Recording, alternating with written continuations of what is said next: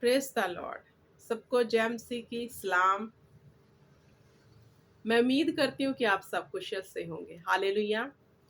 आज हम परमेश्वर के वचन के बीच में से सीखेंगे कि हमें अपने जीवन में उसके वचन को कैसे लेना है। हालेलुया। क्योंकि सभी जन चाहते हैं कि परमेश्वर की आशीष और बरकत उनके जीवन में बनी रहे। कितने चाहते हैं? सभी चाहते हैं। तो मेरे प्रिय भाई बहनों, उस बरकत को लेने के लिए, उस चंगियाई को लेने के लिए, उस आशीष को लेने के लिए हमें खुदावंद के लॉ के बीच में आना है। तो कुछ ऐसी हिदायतें हैं जो खुदावंद ने हमारे सामने दी हुई हैं, जिनको हमें पूरा करके फिर आशीष, बरकत और चंगियाई वो हमें मिलती है। तो अगर हम इस लॉ के बीच में आ गए तो कौन है जो हमें चंगा होने से रोक सकता है?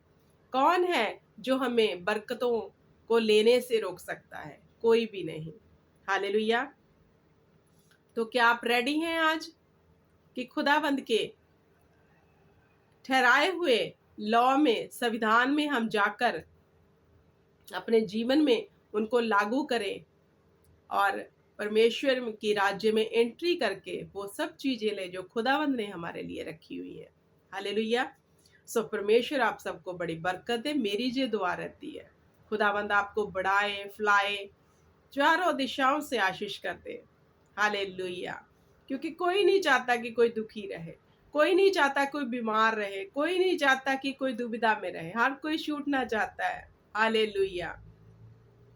लेकिन मेरे प्रिय भाई बहनों, ये जो परमेश्वर का कलाम है, ये हमें वॉश करता है, क्लीन करता है एवरीडे। जब हम इसको एवरीडे रीड करते हैं, पढ़ते हैं, सुनते हैं, ये फिर हमें क्लीन करता है। क्योंकि हम अनक्लीन थे, हम आदम और हवा से पैदा हुए और उनके ब्लड में जो पाप चला गया था, हम उसी से जन्मे। प्रभु यीशु इसीलिए आए कि हम उससे माफी पालें, उस पाप से, और हम छूट जाएं बदवाइयों से। हालेलुया। तो खुदावंद ने वचन में लिखा, मैंने अपना वचन भेज के आपको चंगा किया, मैंने अपना वचन भेज के आपको छुड़ा लिया। हालेलुया।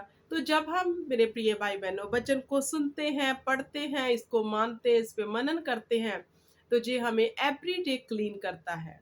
हमारी सोचों से, हमारे बोलने से, देखने से, सुनने से, हर उस पार्ट से क्लीन कर देता है जहां पर बंदवाई है। हालेलुया। क्योंकि ये हमारे विवेक शुद्ध कर देता है, मेरे मनों को शुद्ध कर देता है। हालेलुया। ऐसा है परमेश्वर का वचन। क्या आप क्लीन होना चाहते हो? क्योंकि जो क्लीन होगा वो ही पवित्र वस्त्र धारण कर सकता है। हालेलुया। क्योंकि क्लीन, जब हम निजी जिंदगी में देखें, हम शावर लेते हैं, शावर लेके हम क्या है, फिर न्यू कपड़े डालते हैं। कि आज हमने शावर लिया है तो पहले वाले कपड़े नहीं डालेंगे, अभी हम शावर ले लिया है, अभी हम दूसरे कपड़े डालेंगे। तो पवित्र आत्मा के वस्त्र जब हमें पहनाए जाएंगे, उससे पहले हमें क्लीन होना है बदवाइयों से जो हमारे जीवन में लगी हुई हैं। वो वचन करेगा। हालेलुया।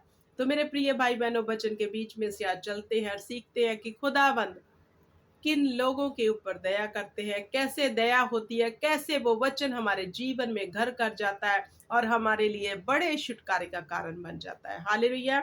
Praise the Lord. तो आइए आप मेरे साथ निकालें मरकुस की बुक, उसका 4 अध्याय और उसकी 13 आयत। मरकुस की बुक, उसका 4 अध्याय, उसकी 13 आयत। हालेलुया। तो इसकी जो हेडलाइन है वो ये है, बीज बीजने वाले दुष्टांत की व्याख्या।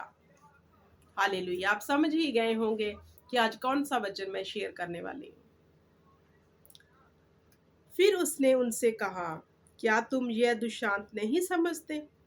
तो फिर और सब दृष्टांतों को कैसे समझोगे?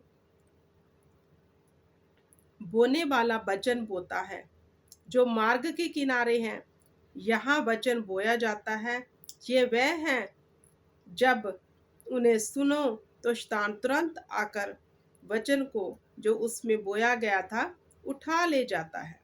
वैसे ही जो पथरीली भूमि पर बोया जाता है, वह जो वचन सुनकर तुरंत अनंत से ग्रहण कर लेते हैं, परंतु अपने भीतर जड़ न रखने के कारण वह थोड़े ही दिनों के लिए रहते हैं। इसके बाद जब वचन के कान उन पर क्लेश या उपद्रव होता है तो वह तुरंत ठोकर खाते हैं। जो झाड़ियों में बोया गया, जिन्हें वचन सुना और संसार की चिंता, धन का धोखा और अन्य वस्तुओं का लोभ उन्हें समाकर वचन को दबा देता है और वह निष्फल रह जाता है। और जो अच्छी भूमि में बोया गया, जय वह है जो वचन सुनकर ग्रहण करते और फल लाते हैं, कोई 30 गुना, कोई 60 गुना और कोई 100 गुना। Praise the lord. सो मेरे प्रिय भाई बहनों, इस वचन को जब मैं पढ़ रही थी, आप समझ गए होंगे कि खुदावंद इस दृष्टांत में हमें क्या सिखाते हैं। परमेश्वर ने कहा, जब बीज बोने वाला निकला,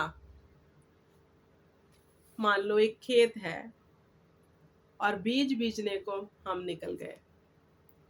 पहला बीज हमने ऐसे डाला तो वो किनारे पर गिरा, तो जो किनारे पर ही होगा, शैतान ने देखा बीज दिख रहा था, उसको खा लिया। हालेलुया। जो पथरीली पे गिरा वो जड़ ना पकड़ पाया, जो कंडियाली पे गिरा उसके साथ झाड़ बूटी सब उगा, और जो अच्छी भूमि पर गिरा वो फल लेके आया। हालेलुया। तो ये जो जमीन है, परमेश्वर ने इस वचन में जो जमीन को दर्शाया वो हमारा हृदय है मेरे प्रिय भाई बहनों, वो हमारा ये हृदय है। जैसे मैं आज आपको वचन प्रीच कर रही हूँ, ये आप पे डिपेंड है कि आप कौन सी भूमि पे इसको रखोगे। अच्छी वाली पे जो फल लेके आएगी, या फिर कंडियाली पे जहाँ पे बाहरी कि तुरंत अभी सुन रहे हो, आप आनंदित हो गए सुन के, लेकिन कुछ ही समय के बाद वो शैतान चुरा ले गया, जड़ नहीं पकड़ पाया। ये आप पे डिपेंड है कि आपने इसे कैसे हृदय से लेना है। हालेलुया। अगर आपने अच्छे हृदय से इसको ग्रहण कर लिया और फल लेके आओगे आप, क्योंकि जहां पे लिख दिया गया है। हालेलुया। तो कुछ क्या है, वचन को सुन तो लेते हैं, जैसे अभी मैं प्रीच कर रहे हैं, आप सुनोगे, हाँ हाँ ठीक है, मतलब उस पर मनन नहीं करोगे, उस पर चित्त नहीं लगाओगे, तो वो आपके अंदर नहीं गया, बाहर ही रह गया। तो कुछ ऐसी जमीन पर गिरा जिसके साथ घाह फूस सब कुछ उगा, मिंज, धन का धोखा, संसार की चिंताएं, सब कुछ साथ साथ हो रहा है, वचन भी सुन रहे हैं, वो भी साथ में हमारे दिमाग में चल रहा है। शैतान धोखा देता है ऐसे फिर वचन जब हम सुनते हैं। हालेलुया। क्योंकि वचन जो है, जब हम अच्छे हृदय से इसको ग्रहण कर लेते हैं, ये बहुत फल लेके आता है, वचन बताता है। तो आज हमने देखना है कि हमारे हृदय की जमीन कैसी है जिसमें ये वचन बोया जा रहा है। अच्छी है, बुरी है, पथरीली है, कंडियाली है।